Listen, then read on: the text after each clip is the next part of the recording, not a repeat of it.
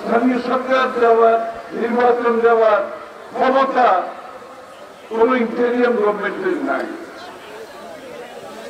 এই সরকারটা হচ্ছে যে ক্ষমতা শেখ হাসিনা পালানোর পর থেকে নির্বাচন পর্যন্ত বাংলাদেশকে একটি সুষ্ঠু নির্বাচনের দিকে নিয়ে গিয়ে নির্বাচিত সরকারের সাথে ক্ষমতা হস্তান্তর করা, তার বাইরে তাদের আর কিছু করে কিছু করার ক্ষমতা নেই।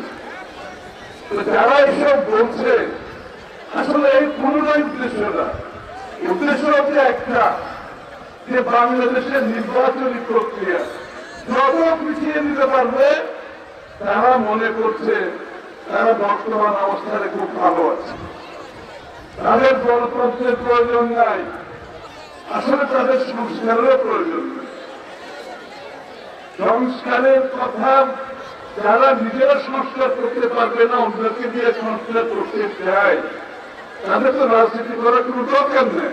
বাংলাদেশের যে কোনো পরিবর্তন আগামী দিনে বাংলাদেশের জনগণের ম্যান্ডেট ছাড়া কোন অন্তর্বর্তীকালীন সরকারের কোন ক্ষমতা নাই। বাংলাদেশের মানুষের ম্যান্ডেট ছাড়া কোন সংস্কার করার ম্যান্ডেট তাদের নাই। সংস্কার হতে হবে, আগামী দিনে আমরা একটু ইস্তফা নিয়ে জনগণের কাছে যাব, আর অন্যান্য দলের যদি থাকে তারা জনগণের কাছে যেতে পারবে।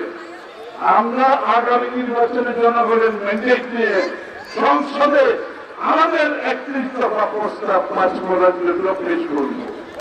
আর অন্যান্য দল তাদের যদি কোন ম্যান্ডেট থাকে তারাও পেশ করবে সংসদে, সংসদ পাস করবে।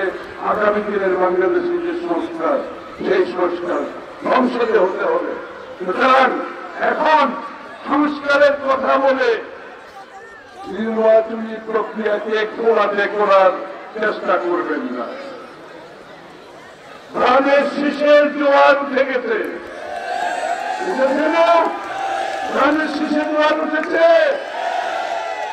এই জোয়ার কেউ রুখে দাঁড়াতে পারবে না।